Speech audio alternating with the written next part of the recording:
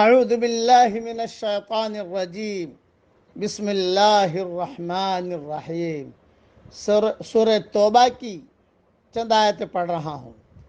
لو خرجوا فیکم ما زادوکم الا خبالا ولأوضعوا خلالکم یبغونکم الفتنہ وفیکم سماعون لہم۔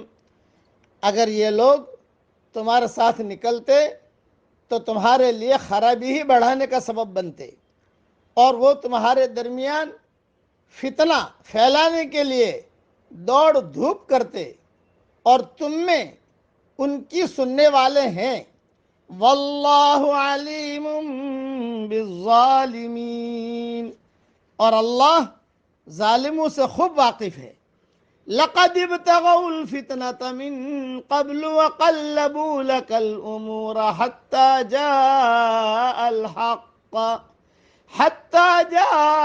الحق وظهر أمر الله وهم كارهون۔ یہ پہلے بھی فتنے کی کوشش کر چکے ہیں، اور وہ آپ کے لیے کاموں کا الٹ پھیر کرتے رہے ہیں، یہاں تک کہ حق آ گیا اور اللہ کا حکم ظاہر ہو گیا اور وہ ناخوش ہی رہے۔ یہ سورہ توبہ دین کے کام کرنے والوں کو بہت پڑھنی چاہیے، اور اس کا ترجمہ اور اس کی تفسیر بھی دیکھنی چاہیے۔ اس کے اندر اللہ تعالیٰ نے منافقوں کی خصلتیں بیان کی ہیں۔ یہ چند آیتیں میں نے پڑھی ہیں۔ میرے والد صاحب رحمۃ اللہ علیہ یہ آیتیں پڑھ کر بہت روتے تھے۔ بنگلہ دیش کے اجتماع میں میرے والد صاحب رحمۃ اللہ علیہ ٹہل رہے تھے اور یہی سورہ توبہ پڑھ رہے تھے اور روتے جاتے تھے، میں بھی ساتھ تھا۔ تو پھر روتے روتے میرے والد صاحب حضرت جی رحمۃ اللہ علیہ کے پاس چلے گئے۔ بنگلہ دیش کے اجتماع میں ناشتے کا وقت تھا، تو حضرت نے کہا بھی کیا ہوا مولی عمر؟ حضرت کی جو عادت تھی بھی کیا ہوا مولی عمر؟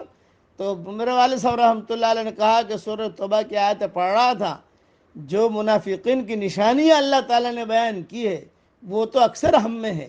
حضرت نے فرمایا ہاں بھائی توبہ کرتے رہو چلتے رہو، توبہ کرتے رہو چلتے رہو۔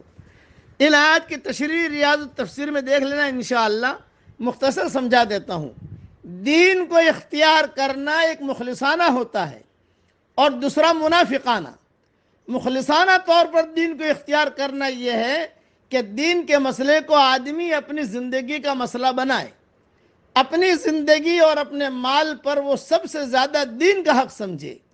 اس کے برعکس منافقانہ طور پر دین کو اختیار کرنا یہ ہے کہ دین سے بس رسمی اور ظاہری تعلق رکھا جائے، دین کو آدمی اپنی زندگی میں یہ مقام نہ دے کہ اس کے لیے وہ وقف ہو جائے اور ہر قسم کے نقصان کے خطرہ مول لے کر اس کی راہ میں آگے بڑھے۔ اپنی غلطی کو ماننا اپنے کو دوسرے کے مقابلے میں کمتر تسلیم کرنا ہے، اور اس قسم کا اعتراف کسی آدمی کے لیے مشکل ترین کام ہے۔ یہی وجہ ہے کہ آدمی ہمیشہ اس کوشش میں رہتا ہے کہ کسی نہ کسی طرح اپنے موقف کو صحیح ثابت کر دے۔ چنانچہ منافقانہ طور پر اسلام کو اختیار کرنے والے ہمیشہ اس تلاش میں رہتے ہیں کہ کوئی موقع ملے تو مخلص مومنون کو مطعون کرے اور ان کے مقابلے میں اپنے آپ کو زیادہ درست ثابت کر سکیں۔